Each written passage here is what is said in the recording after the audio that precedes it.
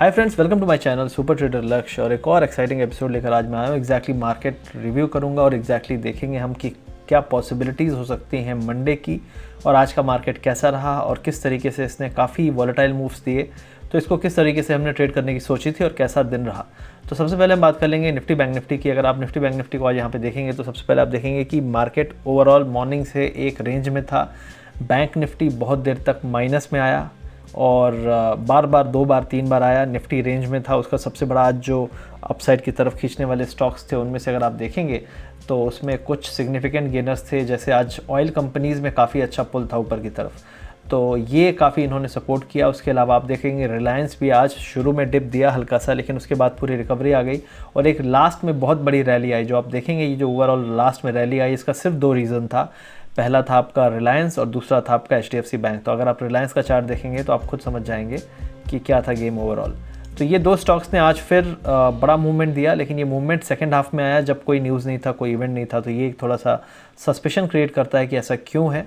But still अगर rally आई है तो रैली आई है, डेफिनेटली हम उसको उस हिसाब से लेंगे। तो बेसिकली HDFC बैंक अगर आप देखेंगे यहाँ पे, तो HDFC बैंक ऑलरेडी एक बाउंस दे सकता था। 11-10 की हमने बात भी की थी कि एक हो सकती है पॉसिबिलिटी, लेकिन ओवरऑल अगर आप देखेंगे तो ये स्टॉक अभी भी रेंज में है। 11-10 के पास जाता है, वहाँ से सेलिंग आती है और 1050-60 के आसपास आता है, वहाँ पे सपोर्ट आता है। तो ये अभी चल रहा है इसमें। अब हम बात कर लेते हैं यहाँ पे सेक्टोरियल एनालिसिस की। तो सबसे पहली चीज़ यहाँ पे ऑयल गैस में बहुत बड़ी रैली आई, 5% की रैली है इस सेक्टर में।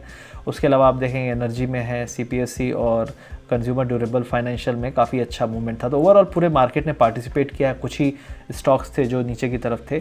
तो अगर आप देखेंगे डेली गेनर्स और लूजर्स, तो गेनर्स में आप देखेंगे बहुत सारे स्टॉक्स हैं, लेकिन मेजर गेनर जो था भारत पेट्रोलियम, ONGC, तो ऑयल रिलेटेड स्टॉक्स में काफ़ी अच्छा मूवमेंट था। उसके बाद रिलायंस, सबसे बड़ा जो कंट्रीब्यूटर था वो था रिलायंस। उसके बाद HDFC बैंक। तो ये कुछ स्टॉक्स ही थे जो पूरे गेन्स को कंट्रीब्यूट कर रहे थे। अब हम यहाँ पे देख लेते हैं डेली लूजर्स। तो डेली लूजर्स में कोई बड़ा लूज़र नहीं है। हिंडाल्को, ब्रिटानिया, नेस्ले, ये छोटे मोटे स्टॉक्स हैं, तो कुछ खास इनका इम्पैक्ट नहीं हुआ। ब्रिटानिया का रिजल्ट काफ़ी अच्छा है, तो हो सकता है ये मंडे को बाउंस करे।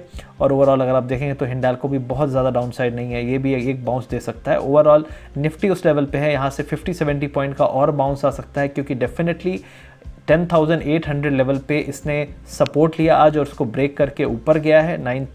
10,900 भी पार किया इसने। तो डेफिनेटली ऐसा लग रहा है कि अब इसको फाइनल जो अपना जो भी आउटकम है, जहां भी इसका लेवल बनता है वहां तक जाने की कोशिश करेगा। वो हम चार्ट में एक बार बात करेंगे क्या लेवल्स बनते हैं, कितना रिट्रेसमेंट हो चुका है, कितना बाकी है।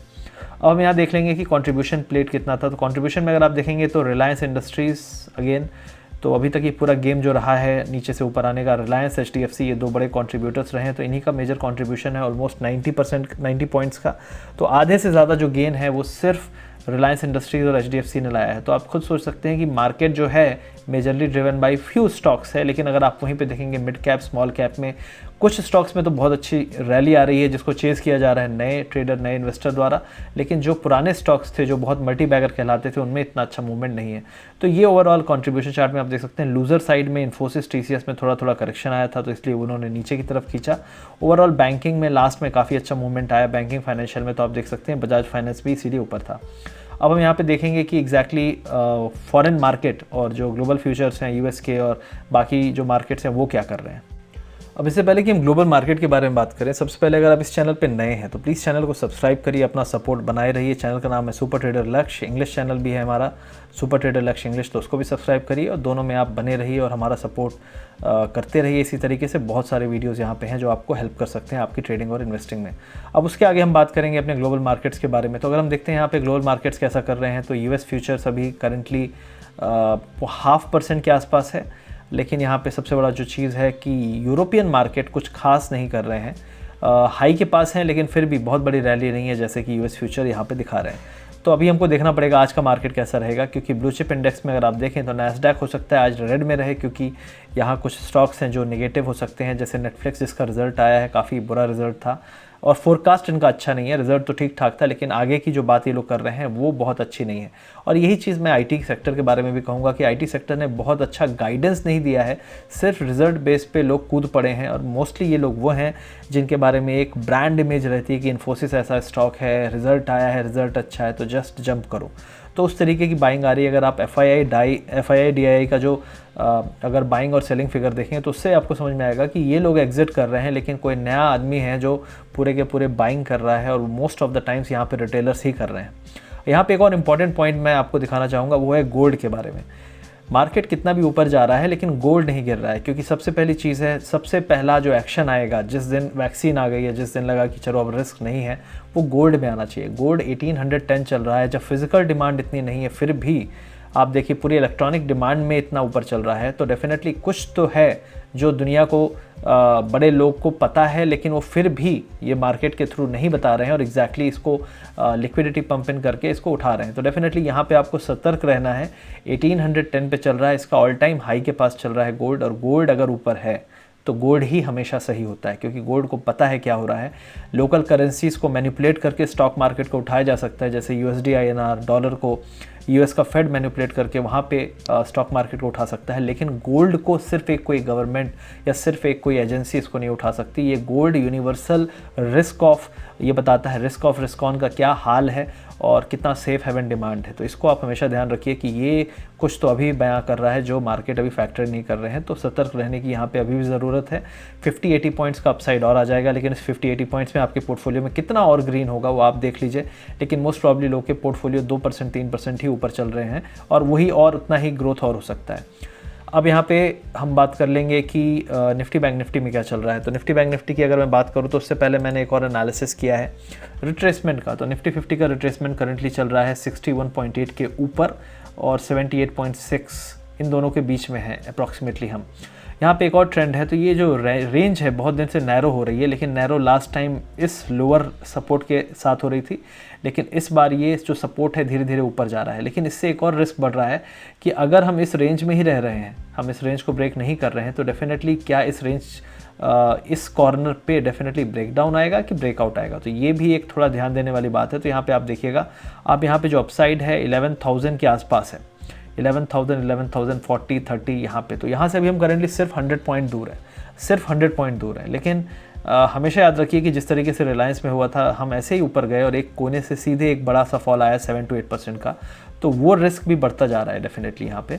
तो अगर आप देखेंगे निफ्टी 50 का रिट्रेसमेंट लेवल, तो अगर अगला रिट्रेसमेंट जाता है तो वो आपका आएगा 11,400, अगर जाता है तो ये है 78.6। अगर सब कुछ अच्छा है, कोई दिक्कत नहीं है, तो हम यहाँ तक पहुँच सकते हैं, ठीक है। लेकिन आप देख लीजिए कि सब कुछ अच्छा है कि नहीं। अब दूसरी बात हम करेंगे, ग्लोबल मार्केट कितना रिट्रेस कर चुके हैं। हमारा मार्केट तो 61.8 क्रॉस कर गया है, अब 78.6 का अगला टारगेट की तरफ एम कर रहा है। लेकिन अगर आप दूसरा मार्केट देखेंगे, जैसे हम डो जोन्स की बात करते हैं, तो वहाँ पे आप देखेंगे कि जो इनका रिट्रेसमेंट लेवल है ऑलरेडी 78.6 जा चुका है। अब 78.6 जाने के बाद एक बार ये नीचे आके 61.8 टेस्ट कर चुका है। अब दोबारा से एक बार अटेम्प्ट किया इसने, लेकिन अभी फिर से फेलियर के चांसेस बन रहे हैं। तो यहाँ पे सबसे इंपॉर्टेंट पॉइंट ये है कि जो सपोर्ट है वो कहाँ पे है। तो सपोर्ट इसका चल रहा है 26,000 के आसपास। अगर यहाँ से हम गिरते हैं 26,000 के ऊपर जब तक है तो ये अप ट्रेंड कंटिन्यू है, लेकिन दोबारा 78.6 रिट्रेसमेंट जो बिल्कुल बगल में है इसके 27,100, तो यहाँ से 300-400 पॉइंट का कोई भी बाउंस आता है तो हम उसको फिर से टेस्ट कर लेंगे। और 78.6 एक तरीके से हम कह सकते हैं कि पूरी की पूरी निगेटिविटी ऑलमोस्ट मार्केट ने एब्जॉर्ब कर ली है, और मोस्ट ऑफ द टाइम्स इसके बाद ब्रेकआउट आता है, मतलब इसके बाद एक कैंडल बहुत बड़ा सा बनेगा, बहुत बड़ा ब्रेकआउट आएगा, और वही तरह का एक्शन दिखता है अगर हम 78.6 को क्रॉस कर जाते हैं और हम पूरी रिकवरी की तरफ बढ़ने लगते हैं। तो ये एक इंपॉर्टेंट पॉइंट है। अगर इसने ये ब्रेक किया तो उसके बाद ये मान लीजिए कि सब कुछ ठीक है, लिक्विडिटी के बेस पे मार्केट उठ रहा है, फंडामेंटल के बेस पे तो नहीं उठ रहा है। अगर -8% 10% कॉन्ट्रैक्शन हो रहा है जीडीपी में, उसके बाद भी अगर मार्केट नहीं गिर रहा है तो आप समझ सकते हैं, IMF बोल रहा है, मैं नहीं बोल रहा हूँ, मेरी बात मत मानिए, लेकिन IMF बोल रहा है, दुनिया की हर रेटिंग एजेंसी बोल रही है कि 5 to 10% कॉन्ट्रैक्शन होने वाला है। अगर जीडीपी कॉन्ट्रैक्ट हो रही है, अर्निंग आप खुद पता कर लीजिए, अपने किसी भी बिजनेसमैन दोस्त से पूछ लीजिए, 30 to 40% मिनिमम इम्पैक्ट हो रहा है। अगर 40% अर्निंग ग्रोथ अगर इम्पैक्ट हो रही है, उसके बाद भी अगर सब कुछ ठीक लग रहा है स्टॉक मार्केट में, तो फिर क्या आने वाला है ये आप खुद समझ जाइए। तो डेफिनेटली ये चीज़ आपको सतर्क यहाँ पे रहना है। तो डो जोन्स 78.6 टेस्ट कर चुका है। अब हम डैक्स देख लेते हैं, जो यूरोपियन बड़ा इंडेक्स है, इसने भी 78.6 दो बार टेस्ट कर लिया है, अब इसी पे रुक रहा है। तो इंपॉर्टेंट पॉइंट ये है कि जो ग्लोबल मार्केट्स हैं वो 78.6 के आसपास आके रुके हुए हैं।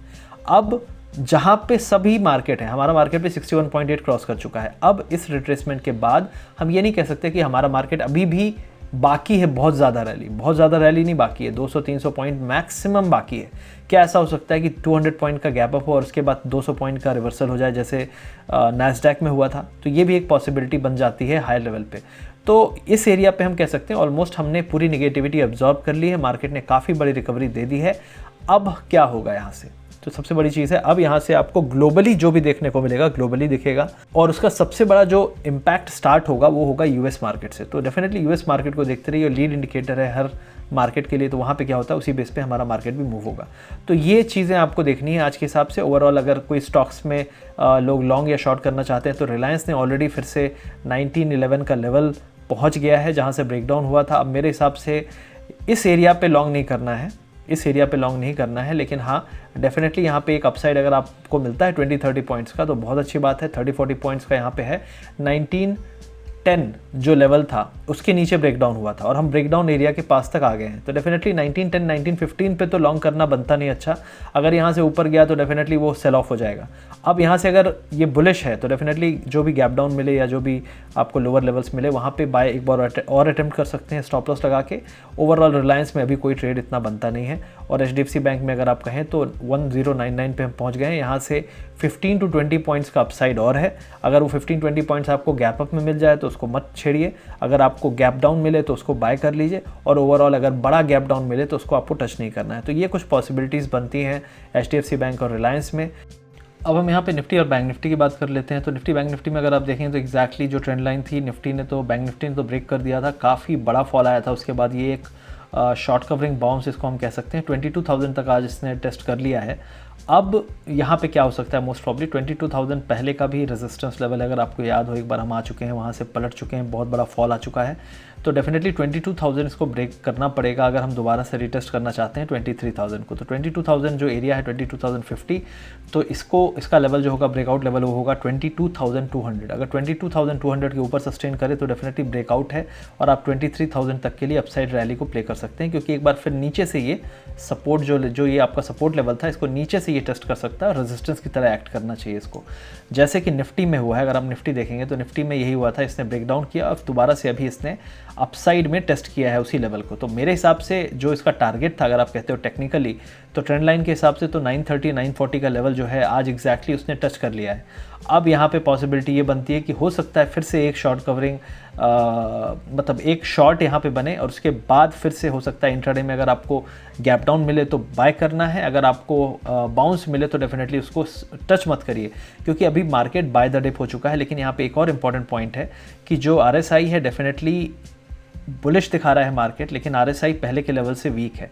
तो डेफिनेटली ये एक इंपॉर्टेंट यहाँ पे ऑब्जर्वेशन हो सकता है कि जो स्ट्रेंथ है रिलेटिवली अभी इतनी अच्छी नहीं है जितनी पहले थी जब हम यहाँ से जा रहे थे, और रिलेटिव स्ट्रेंथ कम हो रही है इवन इफ मार्केट ऊपर जा रहा है। तो डेफिनेटली इस तरह के एरिया में प्रॉब्लम ये है कि ट्रैप हो सकते हैं हम लोग। तो डेफिनेटली डिप को बाय करना है आपको बाउंस अगर कोई मिल जाता है गैप अप तो उसको चेज नहीं करना है। तो डेफिनेटली पहला अटेम्प्ट ये है कि अगर कोई गैप डाउन मिल जाए तो कितना गैप डाउन यहाँ पे मिल सकता है, 900 के आसपास क्लोज हुआ है। तो अगर यहाँ से 30 से 40 पॉइंट का गैप डाउन मिले उसको बाय करिए।